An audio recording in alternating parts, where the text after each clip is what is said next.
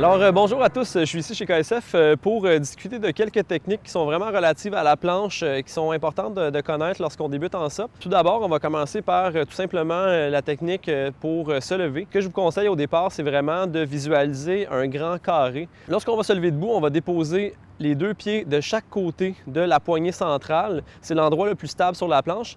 Mais avant de se lever debout, on va mettre les deux poings devant les pieds de façon à former un grand carré. Ça va vraiment nous donner une bonne base d'appui large et très stable. Donc, en ayant cette base d'appui-là, on va pouvoir ensuite tranquillement se redresser tout en étant au centre de la planche et c'est vraiment la meilleure façon de rester stable et de ne pas tomber dans l'eau. Lorsque vous allez être debout sur la planche, elle va toujours faire un mouvement de balancement de gauche à droite. Donc, elle va toujours pencher un peu. C'est ce qu'on appelle la gîte. Donc, vous allez toujours gîter lorsque vous allez être sur votre planche de SUP. C'est important de se familiariser avec ce sentiment-là qu'on va avoir sur l'eau parce que cette instabilité-là est toujours présente dans chacune de nos sorties. Pour ce faire, on va tester la gîte. On va bien élargir les pieds et on va peser simultanément à gauche et à droite pour simuler ce débalancement-là. Si on fait l'expérience de la gîte de façon intentionnelle, on va s'habituer à l'instabilité qui est toujours présente sur l'eau et on va rester plus longtemps sur la planche debout, on va moins souvent tomber. En étant au centre de la planche, c'est un bon endroit pour avancer, pour tourner, mais ce n'est pas le meilleur endroit, surtout pour faire des virages efficaces.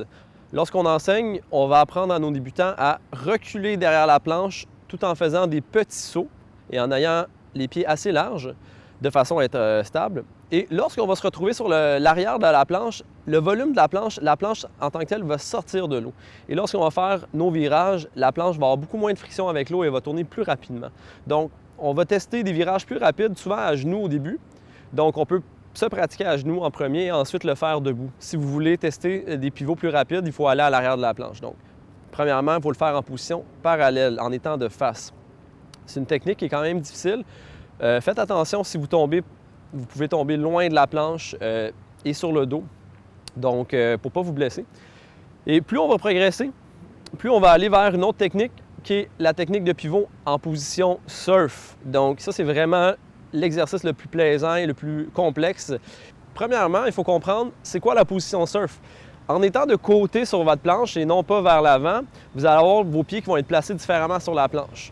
Le pied arrière va être placé perpendiculairement à l'axe central de la planche. Et le pied avant va être placé à 45 degrés. Donc, vous avez le pied arrière à 90 degrés et vous avez le pied avant à 45 degrés. Votre pied avant, là, est super important qu'il soit ouvert à 45 degrés pour que vous ouvriez les hanches et les épaules vers l'avant et que vous ayez aussi du contrôle sur vos talons et vos orteils. Ensuite, lorsqu'on va se reculer sur la planche, on va adopter une position qui est très similaire à celle en yoga qui s'appelle le guerrier. Donc, on va ouvrir beaucoup la jambe arrière pour avoir un bon contrepoids vers l'arrière. Et c'est vraiment avec ce contrepoids-là qu'on va faire lever le nez de la planche. Et c'est là, à ce moment-là, qu'on va pouvoir faire notre propulsion circulaire pour faire tourner la planche. Lorsqu'on a terminé le virage, on se remet de face et on poursuit notre route. J'aimerais aussi vous parler de deux techniques de nage qui sont très plaisantes à connaître et complémentaires en fait. Puisque vous pagayez longtemps, c'est bien aussi de changer le mal de place et d'essayer ces techniques de nage-là. Les deux techniques, une sur le ventre et une à genoux. Lorsqu'on est sur le ventre, on ne veut pas perdre la pagaie et on veut positionner la pale sous la poitrine, sous le sternum. Et on va positionner la face rétro-propulsive sous le sternum et vous allez voir une légère inclinaison vers le haut dans le manche. De cette façon-là, vous n'allez pas perdre la pagaie et vous allez pouvoir nager, disons, en crawl et avancer à la surface de l'eau. Vous pouvez aussi nager à genoux, tout simplement se mettre en position à genoux et on va positionner la pagaie entre nos deux jambes et on va pouvoir aller chercher une bonne puissance avec les deux bras en même temps. Donc, c'est vraiment les deux techniques de nage qui sont aussi complémentaires. Puisque vous allez pagayer longtemps, je vous conseille d'essayer ces techniques-là et de vous amuser avec ça.